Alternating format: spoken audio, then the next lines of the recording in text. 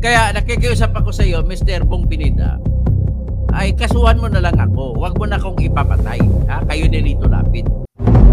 Ito ang Istorya Pinas. Gagalaitin na ang mga politiko na tinitira ni Engineer Toto Kausing. Ayon pa sa kanya, kung kaso-kaso lang, laban tayo dyan, wag lang patayan. Nababahala na si Engineer Toto Kausing sa kanyang kaligtasan. Oh my God, grabe to. Parang regalo na lang ata ang turing ni Toto Kausing sa natatanggap niyang death threats. Hindi na nakapagpigil itong si Atty. Toto Kausing na isiniwalat ang mga litratong nagtipon-tipon ang diumano mga protektor ng mga pogo sa Pilipinas. May nakakuha di umano ng litrato sa salo-salo ng Mambantarlak kung saan magkasama itong si suspended Mayor Alice Guo at Mayor Jing Capil na halatang close na close itong dalawa. Ang saya-saya pang humarap nitong si Jing Capil kay Alice Guo, pero kung tanungin tungkol sa pogo, nakamote na. Todo deny pa. Ayon pa kay Toto Kausing, bagay sa iyo ang pangalan Jing Kapal, hindi Jing Kapil. Mas lalong nagalit itong si Lito Lapid at iba pang di umano protektor, lalo na si Jing Kapil. Kakasuhan pa nga daw ni Jing Kapil itong si Atty. Toto Kausing. Ngunit sabat pa ng vlogger, welcome ang kaso-kaso na yan, huwag lang patayan. Sa dinami-daming walang kwentang nasasahuran na politiko, haangat pa kaya ang ating bayan? Ganito na ba talaga katalamak ang nakawan sa kaban ng taong bayan? Wala na bang pag-asa na aangat ang Pilipinas? Kaya dahil sa trending na kontrobersyang ito tungkol sa pogo, nagbigay ng samut-saring komento ang ating mga madlang netizen. Dapat sa lahat ng ahensya ng gobyerno, mapabarangay, pataas hanggang senador o presidente, kailangan may medical o psychiatrist. Baka takbo ng takbo, may sayad na pala. Dapat sa mental sila patakbuhin. Dapat huwag tigilan ng pagkumpiske ng mga yaman ng mga taong korap sa gobyerno at ibigay sa mga taong nalubog na sa baha ang mga bahay sa Bulacan at Pampanga. Dapat imbestigahan yung mga sangkot dyan, yung nag-cancel ng raid last minute. Ayun, tuloy mga nakatakas yung mga big boss. Wala na abutan ng mga kapulisan. Grabe kawawa ang mga taga Pampanga sa mga namumunong korap. Masyadong pagpayaman lang sa sarili ang alam. Bakit ko sinusugal ang sarili ko rito kahit marami na gustong pumatay sa akin? Marami na may mga pillars na ako natatanggap na galit si Bong Pineda sa akin, galit si Lito Lapid, galit din si iba, kung sino pang iba. Galit din si Mayor ng Suwal, Pangasinan sa akin na dating pulis na si Dong Kalugay, na boyfriend ng magandang babae na si Alice Guo. So, ang kwento naman kay Dong Kalugay, inutang niya ang bayan ng Suwal, Pangasinan, pangalawa sa pinakamayamang bayan sa buong Pilipinas. Inutang niya ng bilyon, 1.2 bilyon para lamang gawing kapital sa Pogo. Kasi girlfriend niya si Alice Guo at dahil sa pagmamahal ay sinugal niya ang kanyang bayan na Suwal, Pangasinan. So we're here to stay. Ito naman po na itong vlog ko ngayon, tinututok ko po ngayon kay Mayor Jaime Jing Capil, kapal mukha ng Purak, Pampanga. Kasi nagpa-interview pa siya, nagsasabi siya na kakasuhan niya ako. Well, welcome po ang kaso. Huwag lamang pong patayan, okay? Kaso-kasuhan lamang tayo. At malaman natin kung paano kayo mananalo sa ebidensya. Ang mangyari dito, katotohanan laban sa kasinungalingan. Kung kayo'y kumaso, kakasuhan ako Lito Lapid, dyan sa NBI, Sampadio. So, ang nangyari dito, ang bit-bit na ebidensya ni Lito Lapid ay kasinungalingan. Laban sa ilalaban ko sa kanya na katotohanan. Ganun po ang mangyayari dito. Kaya po sa inyong lahat, ipagdasal nyo lang ako at wala kayong magiging problema sa akin. At tuloy-tuloy, ito lang aking serbisyo na papansin ko na kasi, itong bayan natin, malulugbok na po ito. Bakit? Wala pong nagsasalita. Lahat ng maraming na mga magnanakaw ay siyang laging nagwawagi. Ang mga magnanakaw rito ay hindi napapakulong, hindi napaparusahan. Bagkus sila pa kinakampihan ng mga korte kasi binibigyan sila ng mga magnanakaw kung may kaso ng pera, kaya pinanalo nila mga magnanakaw, mga abusado. Ang mga biktima na magnanakaw ay walang pera, so walang pangbigay, laging talo. Yan po ang ating sistema ng katarungan sa Pilipinas. At kung bakit hanggang ngayon ang mga namatay ay hindi malamang kinasuhan kung sino ang guilty sa pagpapatay dun sa war on drugs ni Duterte. ang dapat kasuhan dito ay si Digong Duterte. At siyempre, kasama na yung kakasuhan, yung mga tao niya, mga pulis. Kasama dyan si General Leonardo dyan sa National Affiliate Board. Kasi ikaw po, ang aking nakuhang mga source, ikaw ang namigay ng 30,000 pesos sa kada pulis na nakapatay ng isa sa panahon ni Digong Duterte. Kaya nakakahiya ka, nakapwisto ka dyan sa National Affiliate Board, resign ka dyan. Resign ka dyan, General Leonardo. You have no place there. You cannot dispense justice if you yourself is guilty of the blood of innocent people numbering 30,000. More than 30,000. So ganun po ang aking sasabihin po sa sunod, babalikan kita. Ipo-focus ko lang muna itong laban ito kay si Lito Lapid. Sabi niya wala daw siya kinalaman dito sa Purak, Pampanga. Bata mo nga ito si Jing Capil. Si Jing Capil wala daw siya kinalaman dito. Inosente daw siya, kaya kakasuhan daw niya ako. Well, welcome. Pati si Lito Lapid, welcome. Ang kaso, walang problema yan. At tapos, sino pa? Marami pang iba. Sinabi ko si Dong Kalugay, mayor ng Suwal, Pangasinan. Inuubos mong pera ng mga kapwa ko, mga Pangasinense. Kinukuha mo, inuubos mo dyan sa Suwal, Pangasinan. Isusumbong kita kay Art Celeste. Mr. Art Celeste, kalusin mo na yan. At napuno ng salop ng mga Pangasinense. So, ngayon, ang ating titirahin muna sa ngayon, nagyabang po ito si Mr. Jaime Jing Capil na mayor ng Purak, Pampanga. Nakakasuhan daw niya ako. At wala daw siyang kinalaman. Inosente daw siya dito. Oda, matanong kita, Mr. Jing Capil. Paano ka nagiging inosente na ikaw ang mayor ng bayan kung saan matatagpuan ang 10 hektarya ng mga building na yan kung saan makikita mo mga illegal na pugo, kung tawagin nyo illegal. Sige nga, ipaliwanag mo yan. Aking mga kababayan, dahil napansin ko wala ng media, walang vlogger na matapang magsisiwalat ng katotohanan dahil po sa takot na makasuhan ng libel, sa takot na baka papatayin. So ganito lang mangyari, paulit-ulit po yan sa ating susunod, sa ating lipunan. So, ito yung bagong lipunan, bagong Pilipinas ni Bongbong Marcos. Puro takot ang mga tao. Hindi dapat ganun ang bagong Pilipinas. Kaya nangyari, bagong Pilipinas. Di ba, Mr. BBM? Paano mo sabihin bagong Pilipinas? Pare-pareho pa rin. Why are we just looking at the victims of injustices and oppression here in the country? Ikaw, hindi ka nagagalit dahil hindi ikaw ang natuntunan ng disgrasya o hindi ikaw ang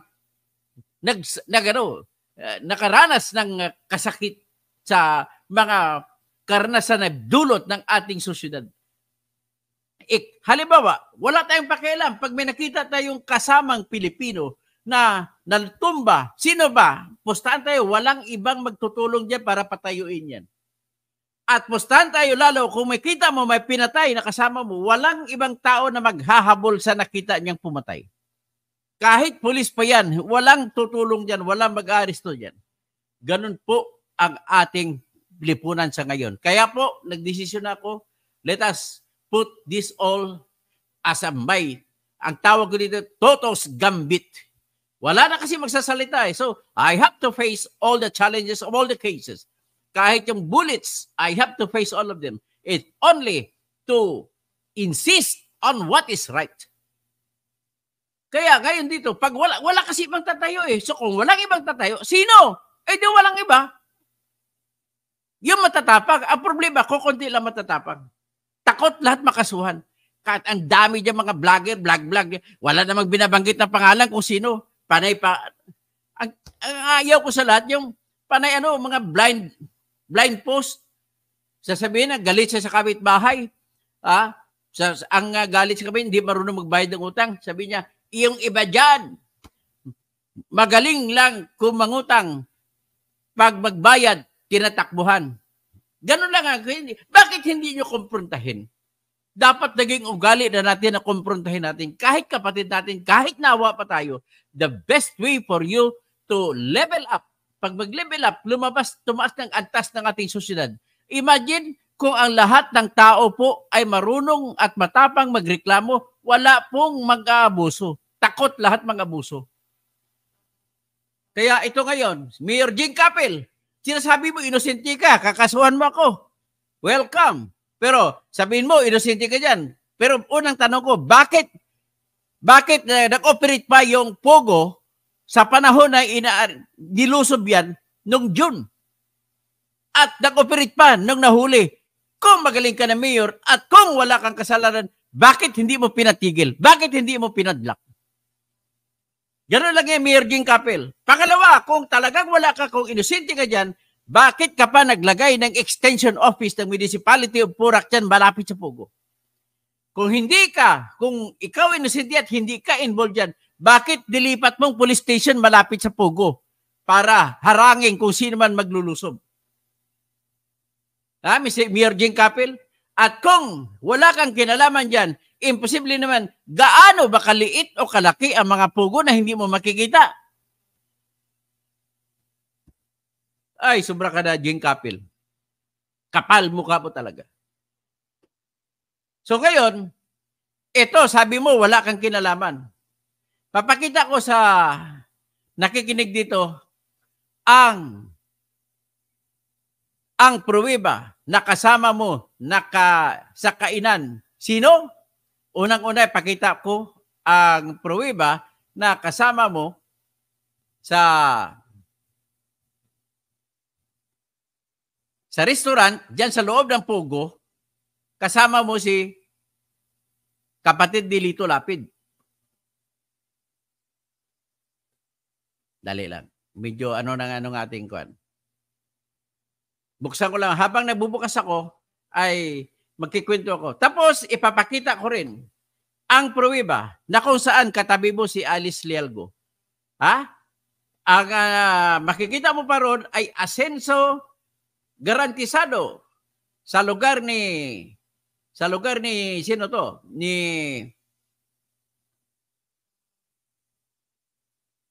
Sa lugar ni Alice Go.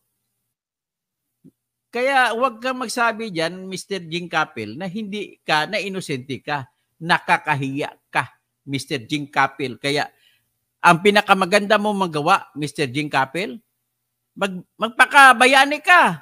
At ang pwede mong gagawin para ikaw itawaging bayani, mag-resign ka. Ganun lamang po ang paraan para maging bayani ka. Mag-resign ka at ibigay mo. Kaya lang ang vice mayor mo corrupt din. Kaya dapat lahat kayo mag-resign dyan. Hayaan nyo, mag-elect ulit mga taga-Porac, mga kapampangan niya, mag-elect ng bagong opisyal. Ang hirap kasi sa inyo, nag-ano pa kayo eh. Ang tawag dito, nagkukunwari pa kayo na hindi kayo, na wala kayong kasalanan. O, ito, Mayor Jing Capel, tingnan mo yan ang aking ipapakita sa iyo. O, ito.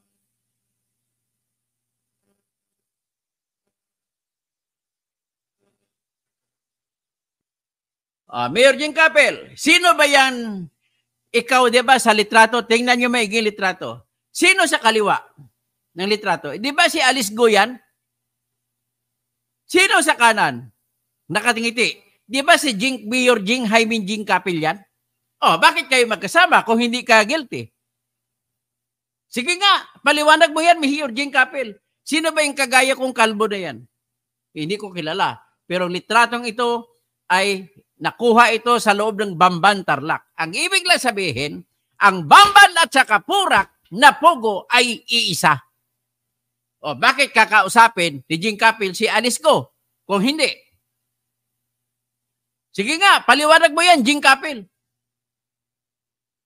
Napaka ano sa inyo, ang tawag ko dyan ay tawag dito,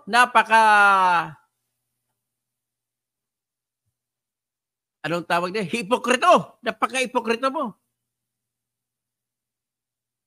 Kaya, Mr. Jing Capel, kung kumasok ka, sige, kumasok ka, welcome yan. Huwag ka nalang sumama sa sinasabi ni Lito Lapid na sabi niya, hindi ka raw niya kilala. Hindi mo raw siya kasama. Pero, may ipapakita ako. Ito, ang pruweba na kung saan nagkasama sa restaurant sa Pogo sa Purak. Sino? Ang nagkasama dyan, walang iba, kundi si Ray Lapid, kapatid ni Lito Lapid, si Konsihal Papay Carion, konsyal nyo, si Kapitan Bonggiaw, at ikaw, JBC. Hayop na pangalan, JBC. Ano ba yung JBC? Jaime V. Kapil. Okay. Bisaya tuloy ko. So, titingnan mo. O ito, tingnan mo, Mayor Jing Kapil. Alam ko, nanonood ka ngayon. Alam ko, nanonood ka. O, tingnan mo. May litrato dyan. Si Ray Lapid sa dulong kaliwa ng litrato. Kapatid ni Lito Lapid. Si Konsihal Papay Carion, ayan, kasunod. Tapos si Kapitan sino ba ito? Bonggiaw.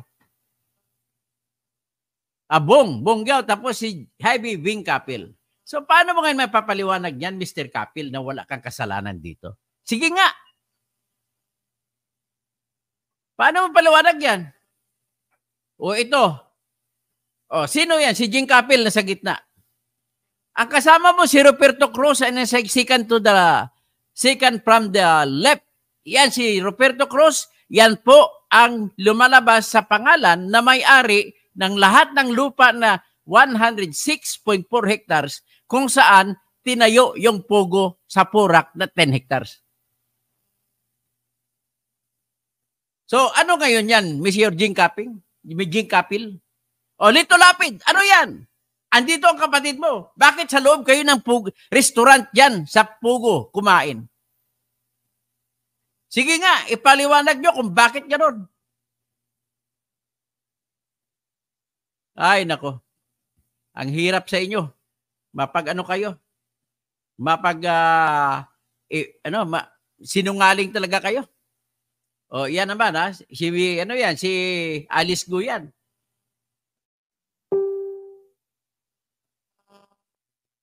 Ilabas natin ulit yung kay Alice Gu at Jing Kapil.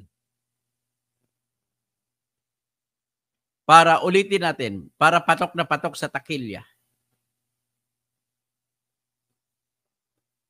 O, ayan.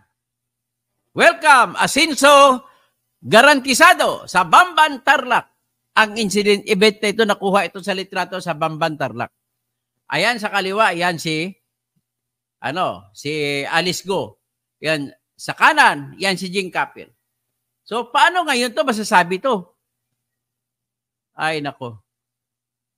Ginagawa yung tarantado mga Pilipino, mga Kapampangan eh. Yan ang problema sa inyo eh. Tapos, ito naman.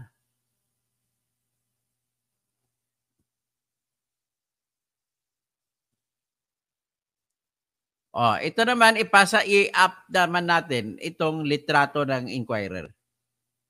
Na magpapakita na gumawa ka pa ng extension office dyan sa malapit sa Pugo, sa loob ng Grand Palacio na pag-ari ni Roberto Cruz.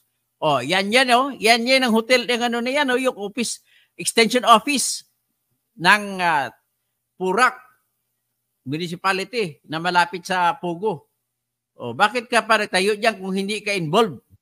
Kung hindi ka guilty, Mr. Jing Kapil, bakit mo nilagyan ng extension office ng munisipyo ng Purak, Pampanga dyan sa halos katabi ng mga Pugo? Sige nga, sagutin mo ako.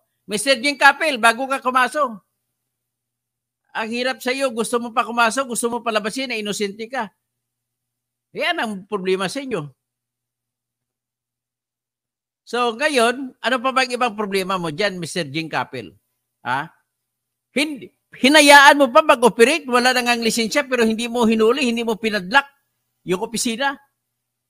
So ngayon, ladies and gentlemen, I am appealing to all of you. Ngayon, sinusugal ko na po ang aking sarili para sa buong Pilipinas at lahat ng mga Pilipino. Kasi nakita ko na po na wala nang ibang magsasalita. Takot ang lahat. Mga vlogger, lahatin mo lahat ng vlogger. Puro takot. Lahatin mo na lahat ng dyaryo. Puro takot. Mga taga-TV, puro takot. Kahit pa sabihin mo si Noli Di Castro, takot yan.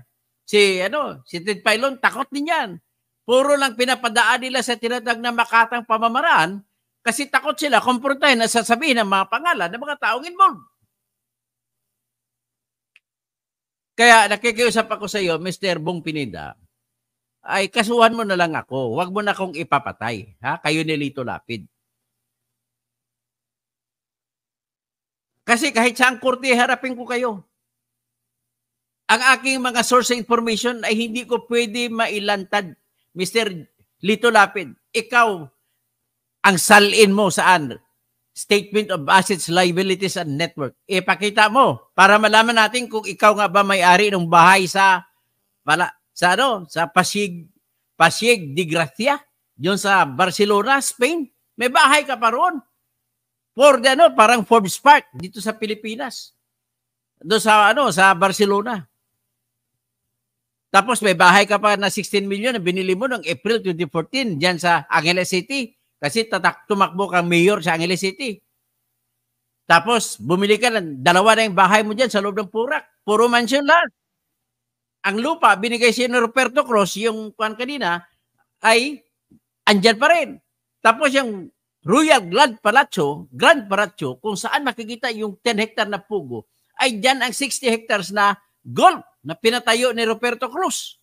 At dyan ka golf, Mr. Lito Lapid.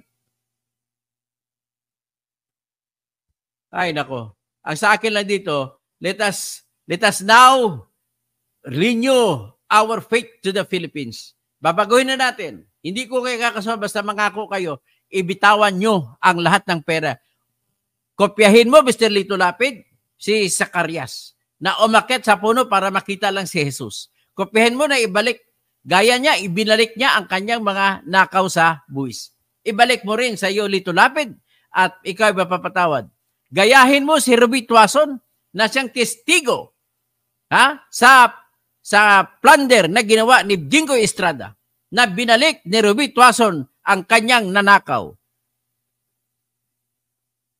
Kaya lang, mali na ba na titirahin ko ng mga justice dito na nagdesisyon sa kaso ni Jinggoy at saka sa kaso ni Bong Revilla.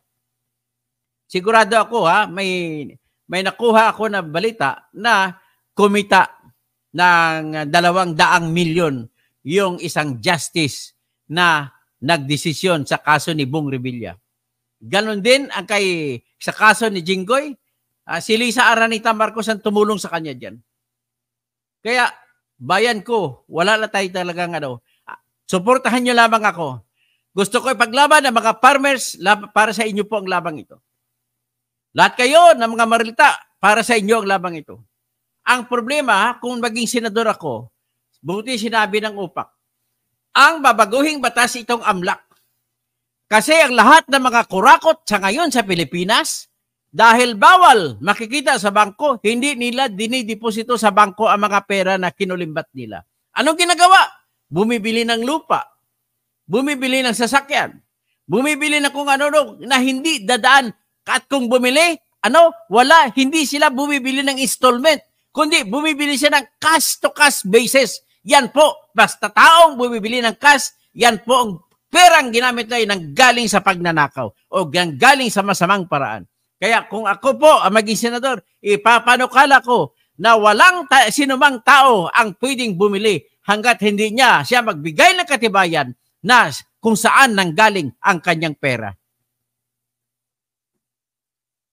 So, Jacques de Mole, good evening po. Hilario Francisco Moleda, Lito Lapid, Batang Pugo. Hindi Batang Quiapo, Batang Pugo. Cecil Guyon, I pray for your safety po, Atty. Bernardo Binjula, good evening, Kabunyog. Senator Dr. Atty. Greg John Montales, salamat sa pagsisiwalat sa mga anomalyang nagaganap sa ating bansa. Antonio Gita, ingat ka, Engineer. Super Mamsi, Rolly Estoye Estopasi, Melody Abuel Atienza, Rodolfo Samson, Arvin Silot, Eduardo Reyes, Super Mamsi, Judith de los Reyes, Rodolfo Samson, kudos to the Mr. Expose of SOCMED, Bernardo Minjula Idnalagim, Alan Daos Gabuyo, tapos Maria Teresa Nuno Larsen, Teresa Virina, Jojo Alabata, support Toto Kasing for his relentless effort to fight for the truth and for his bravery. He is our hope for our country that have been mired from poverty for too long now. Francisco Antonio Mabunga, laban sir. Maraming salamat, Rodolfo Samson, sa iyong sticker. Bigyan nyo na pa ako sticker para may magagamit ako sa panlaban sa mga kaso. Kasi gusto ko makapag-ipon ng pera para gagamitin ko, pambayad ko sa mga abogado. I am calling now the attention of all meaningful lawyers. Please volunteer to me that you will stand for me as my lawyer. My lawyers. Kasi maraming kasong darating sa akin. Tapos, yan lang ang aking ano. Tsaka, volunteer for me funds gagamitin ko po sa aking mga bodyguards para hindi na ko kaya.